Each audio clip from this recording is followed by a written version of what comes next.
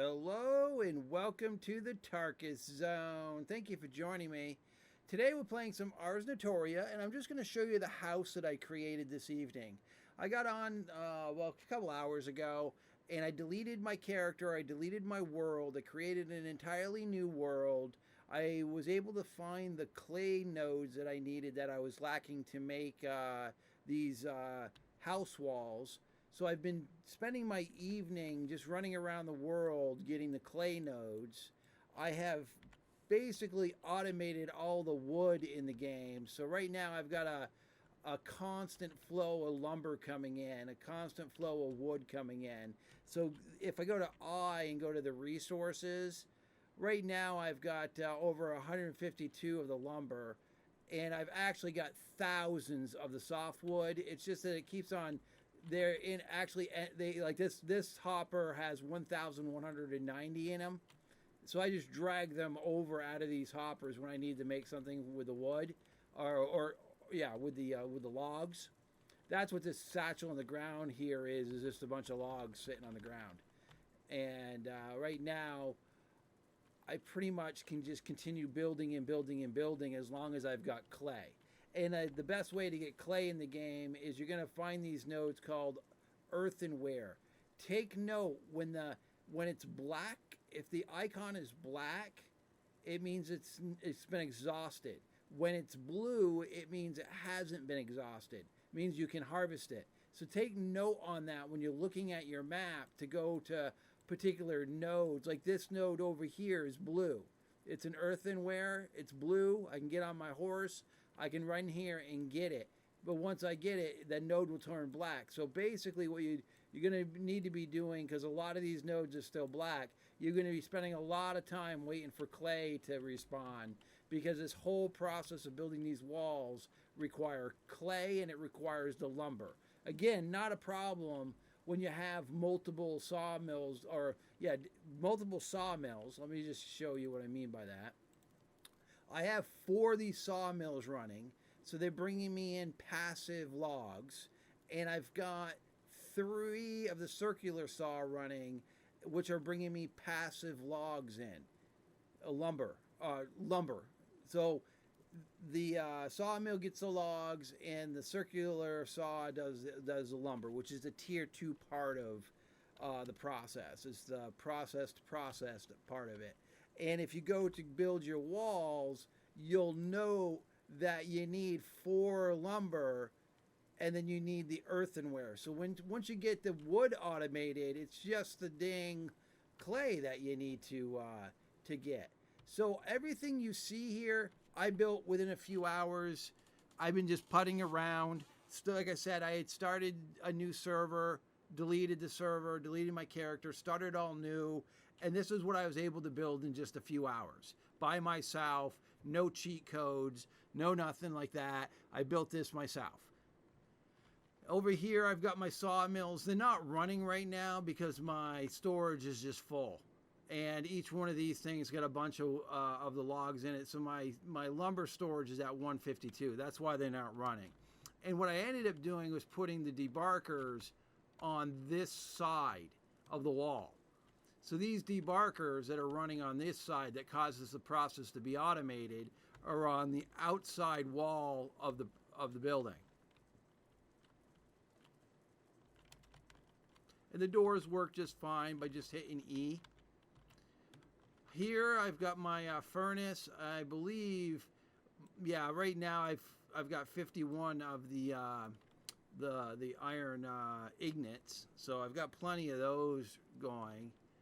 So let's just go upstairs. This side is where my stone cutter is.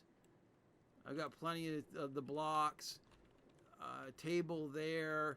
My horse here, that was a process. I'll do a taming video in the future. Then we can talk about how you tame the horse, and then this way the horse basically is not hostile to you.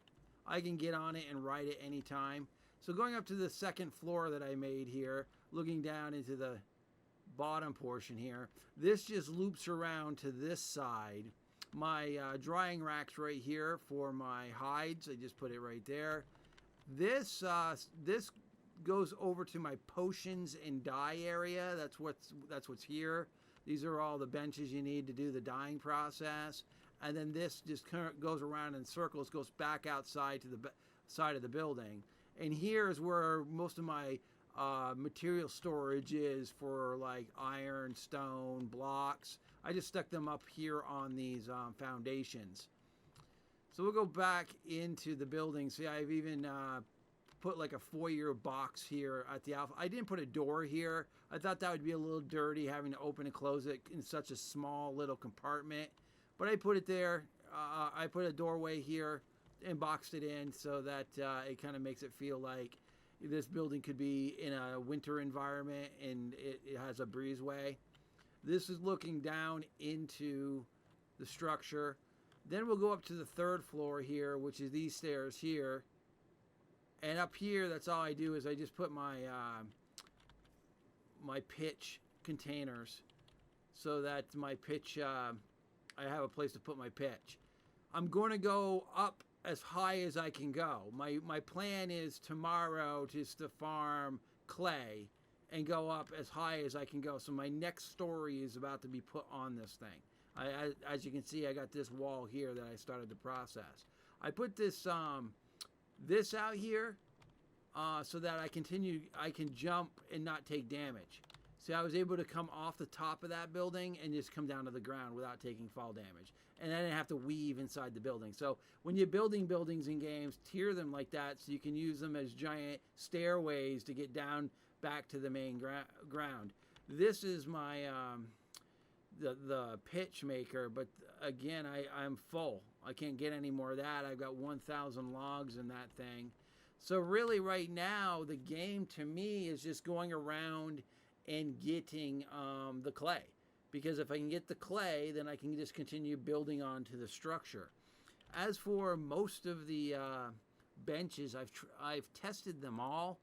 And the only one that I haven't unlocked yet, or I haven't gotten, it's going to be under production, haven't got it on the board yet, is this one here, the armor workbench. I'll do that tomorrow. That's the next thing I need to do, and work on armor sets and test those. I tested the weapons the other day. Now I got to test the armor sets. Right now I'm just using this buckler that I made on the weapons rack, and I've got this butcher cleaver that I've got. See? It's just quick. It's fast. It's quick. I don't think it works with my sword talents. I haven't done much fighting. I spent most of this night just farming the materials to build this building, and make sure that everything looked right, everything came together right. This is my little spinning wheel here that makes the cotton fabric. Got that in the corner. This is the weapon bench. Some benches you have to hit Q. Some benches you just hit E to use. This one allows me. I can make an iron mace. I did make an iron broadsword, but when I swapped it out, it fell out of my inventory. I don't know where it went, but it just disappeared out of my inventory when I switched to the butcher knife. Because I found the butcher knife that I have in my hand, and then when I swapped it for that broadsword, and the broadsword is no longer around. And for me to remake it, I'm going to have to get some hide. So I'll be doing that probably tomorrow. But I just want to show you what you can basically do in just a few hours of this game by yourself. I mean, as long as you can. Oh, there's a goat down there. Look at that. Look at that goat. I mean, it looks like it's going to be a lot of fun, especially in multiplayer. If you got people doing different aspects of the game, some people doing the crafting, some people doing the building, some people gathering, and then you obviously got those people that want to do the questing and the dungeon sieges and stuff like that. So this game's got a lot to do in the future. Right now, they've only opened up so much part of the game for the testing. So I'm just trying to test everything they got available to us so that when they unlock more features, I can test those features. All right. Well, thank you for joining me. And this has been the Tarkus Zone.